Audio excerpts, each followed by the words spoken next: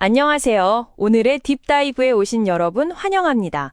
오늘은 여러분이 보내주신 자료를 바탕으로 요한계시록의 한 가지 흥미로운 질문을 좀 깊게 파고 들어가 보려고 합니다. 핵심 질문은 이거죠.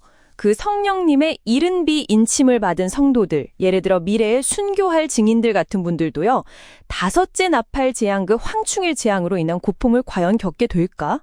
아니면 그 특별한 늦은 비 인침을 받은 14만 4천 명, 이들만 보호받는 걸까? 하는 문제입니다. 네, 이번 딥다이브에서는 바로 그 질문, 여러분이 주신 자료에 나타난 두 가지 상반된 해석을 좀 명확하게 살펴보는 게 목표입니다. 각 견해가 어떤 성경 구절에 근거하고 또 어떤 신학적인 전제를 깔고 있는지 그 논리를 한번 따라가 보겠습니다. 자, 그럼 같이 한번 풀어가 볼까요? 좋습니다. 먼저 그럼 자교에서 계속 나오는 중요 개념부터 좀 짚어야 할 것 같아요. 인침이요, sealing. 이게 성경, 특히 요한계시록에서는 뭐랄까 하나님의 소유권, 보호 이런 걸 상징하는 아주 중요한 표식이잖아요.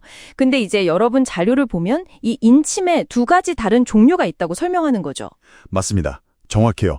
자료에서는 이른 비 인침과 늦은 비 인침을 구분하는데요. 그 이른 비 인침은 베드로나 바울처럼 교회 시대 초기에 성령 받은 것, 그러니까 일반적인 성도의 인침으로 보고요. 늦은 비 인침은 좀 특별하게 계시록에 나오는 14만 4천 명에게 주어지는 마지막 때의 인침, 그 사람 첫 열매들의 인침으로 보는 거죠. 네, 이 14만 4천 명은 자료에 따르면 환란기 동안 특별한 역할도 하고 또 보호도 받는 그룹으로 묘사됩니다. 아하, 그렇군요. 그리고 이 논의를 위해서 또 중요한 전제가 깔려 있네요. 계시록 7장이랑 14장에 나오는 14만 4천 명은 같은 그룹이다. 그리고 다섯째 나팔 재앙, 그 황충 재앙 때 나오는 하나님의 인 있잖아요. 계시록 9장 4절. 이게 바로 그 직전 여섯째 인 때 14만 4천 명이 받는 특별한 늦은 비 인침을 가리킨다는 거죠. 네, 맞아요. 그 가주령이 중요합니다. 시간 순서상으로도 여섯째인 때 14만 4천 명이 인침을 받고 그 이후에 다섯째 나팔, 즉 황충재앙이 온다. 이걸 염두에 둬야 하고요. 네네. 자, 그럼 그 전제하에서 첫 번째 견해를 한번 보죠. 14만 4천 명 외에는 황충의 해를 맞는다. 이런 주장입니다. 고통을 받는다는 쪽이군요. 네, 주된 근거는 역시 계시록 9장 4절이에요. 황충한테 명령하기를 이마에 하나님의 인 맞지 아니한 사람들만 해야라고 아주 명확하게 나와 있다는 거죠. 여기서 이제 하나님의 인을 문맥상 바로 앞에 나온 14만 4천 명의 특별한 느신비 인침으로 딱 한정해서 해석하면요. 논리적으로는 그 이른비 인침만 받은 성도들, 그러니까 미래에 순교할 분들까지 포함해서 이들도 5달 동안 전갈에 쏘이는 듯한 그 극심한 고통을 피할 수 없다, 이렇게 되는 겁니다. 와, 이거 상당히 좀 무서운 해석인데요. 근데 그 고통을 그럼 왜 받게 하는 걸까요? 연단의 의미가 있다는 건가요? 네, 바로 그겁니다.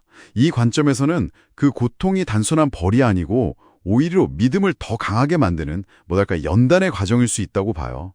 자료 설명을 보면 죽음보다 더 괴로운 그 고통을 이겨낸 경험이 나중에 666 짐승의 표를 강요받는 더 큰 시련 앞에서 믿음을 지키고 승리할 힘을 준다는 거죠.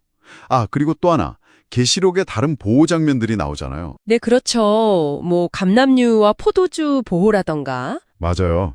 셋째인 때 감람류 포도주 보호, 기획점용. 나 여섯째 나팔 이후에 성전 측량에서 보호하는 거, 계 11장 1-2. 이런 것들은 그 특정 상황에 대한 보호일 뿐이지 이 다섯째 나팔의 황충재앙에서까지 보호해준다는 보장은 아니라고 선을 긋습니다. 그러니까 각 재앙과 보호는 별개로 봐야 한다.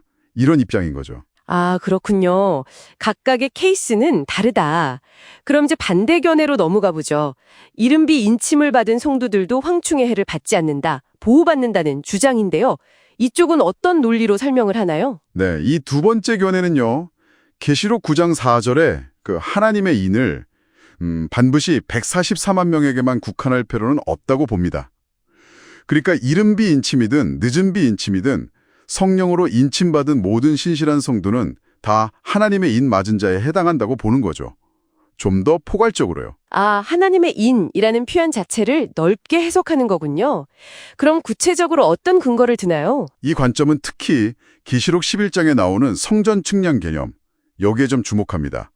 물론 그 측량 자체는 시간적으로 여섯째 나팔 이후이긴 하지만 그 원리, 즉 성전 안에서 경배하는 자들은 보호받는다는 그 원리가 중요하다는 거죠. 영적으로 보면 미래의 순교자들도 다섯째 나팔이 불 때 여전히 하나님을 경배하는 성전 안의 백성이니까 황충재앙의 그 직접적인 고통에서는 보호받을 수 있다. 이런 논리입니다. 일리가 있네요. 기어 시험의 때를 면하게 하리니 이 약속이 4만 4천 명뿐만 아니라 인내로 말씀을 지키는 모든 충성된 성도에게 적용될 수 있다고 보는 거죠. 그리고 이 시험의 때에 황충재앙 같은 그런 극심한 시련도 포함될 수 있다. 이렇게 해석하는 거고요. 자, 오늘 딥다이브에서는 요한계시록의 황충재앙과 관련해서 여러분 자료에 제시된 두 가지 상반된 해석을 살펴봤습니다. 4만 4천 명 외의 성도들이 고통을 통해 연단받을 것인가, 아니면 모든 인침받은 자들이 보호받을 것인가, 참 어려운 문제죠. 그렇습니다. 저희는 이제 제공된 자료를 통해서 이 두 가지 관점과 그 근거들을 가능한 한 균형 있게 전달해 드리려고 노력했습니다.